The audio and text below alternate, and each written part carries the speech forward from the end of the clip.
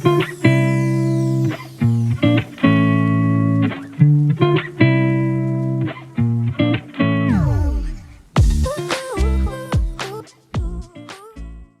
teman-teman, kembali lagi di channel kami. Aku suka bacain cerita buat adik aku. Ceritanya seperti ini. Judul Pinocchio. Pada zaman dahulu kala, hiduplah seorang tukang kayu yang bernama Geppetto. Ia hidup seorang diri di rumah sederhananya yang hanya berisi barang-barang dari kayu.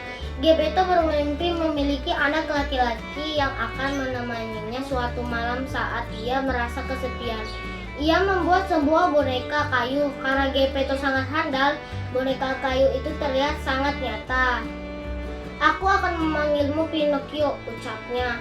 "Aku berharap kamu adalah benar-benar anak laki-laki." Setelah selesai membuat Pinocchio, Geppetto pun tertidur dan cerita Pinocchio bermula di malam itu. Ketika Geppetto tertidur, peri biru datang dan berbisik padanya, "Geppetto yang baik, kamu selalu menjadi orang yang baik untuk semua orang, sehingga aku akan memberikan kehidupan untuk Pinocchio kecilmu," ujar peri biru sambil mengayunkan tongkat ajaibnya. Pinocchio pun hidup. "Lihat, aku bisa bicara, aku bisa berjalan, dan aku bisa menari," ucap Pinocchio bersemangat. Mendengar suara berisik di rumahnya, Geppetto pun terbangun dan sangat terkejut. Ia menemukan mimpinya yang menjadi kenyataan. "Boneka kayu anakku, kamu hidup." Geppetto yang sangat bahagia dan memeluk Pinocchio. Pada keesokan harinya, Geppetto memberi Pinocchio uang untuk membeli buku dan mengirimnya ke sekolah. "Pinocchio, sekarang kamu harus ke sekolah.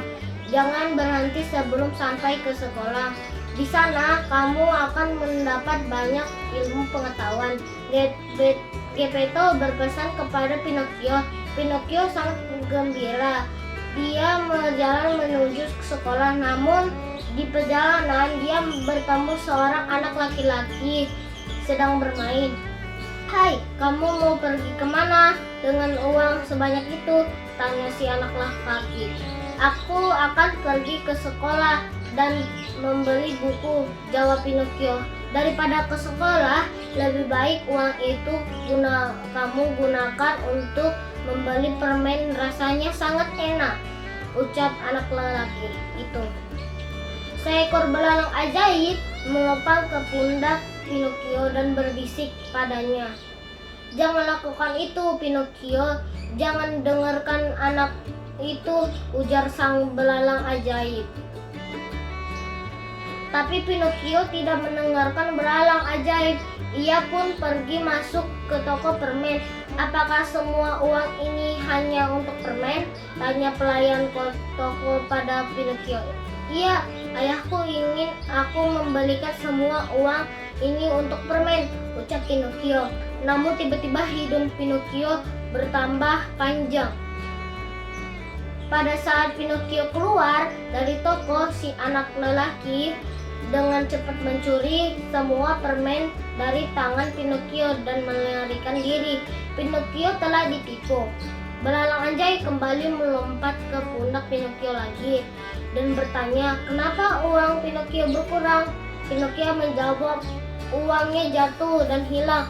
Pada saat Pinocchio berbohong, hidungnya kembali bertambah panjang.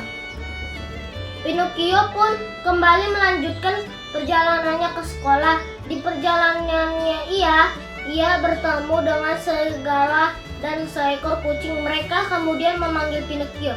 "Hai, kami akan mengajak kamu ke sebuah pertunjukan boneka kami. Punya satu tiket untukmu, harganya hanya 5 koin," ujar serigala dan kucing. Pinocchio berpikir itu adalah tawaran yang sangat menarik, sehingga ia memutuskan untuk ikut. "Aku punya 5 koin, ayahku menyuruhku pergi ke tempat pertunjukan yang menarik." Dan hidung Pinocchio pun bertambah panjang. Pinocchio pun pergi ke pertunjukan boneka tersebut. Namun ternyata tiket yang diberinya adalah tiket palsu. Penjaga pertunjukan tidak memperbolehkan masuk. Pinocchio pun duduk dan sambil menangis. Kemudian datang seorang lelaki asing dengan rambut dan janggut panjang. Ia melihat Pinocchio yang sedang menangis. Ternyata ia adalah Stromboli, pemilik pertunjukan boneka. Ia sangat terpesona saat melihat Pinocchio yang merupakan boneka kayu hidup tanpa memakai tali pengatur. Stromboli kemudian mengajak Pinocchio bergabung dalam pertunjukan Pinocchio, kemudian naik ke panggung. Dia menari dan bernyanyi. Para penonton menyukai Pinocchio. Mereka bertepuk tangan untuk Pinocchio. Pinocchio yang semakin bersemangat membuat ia tidak melihat arah gerakannya, dan tanpa sadar hidungnya yang panjang tersangkut tali boneka yang lain. Akhirnya pertunjukan berhenti karena menjadi kacau. Seluruh penonton mengetawakan pertunjukan itu. Pinocchio yang sangat lelah, ia juga merindukan Geppetto. Pinocchio meminta izin pada Stromboli bahwa ia ingin pulang. Namun ternyata Stromboli memasukkan Pinocchio ke dalam sangkar dan berkata, "Kamu milikku sekarang," kata Stromboli.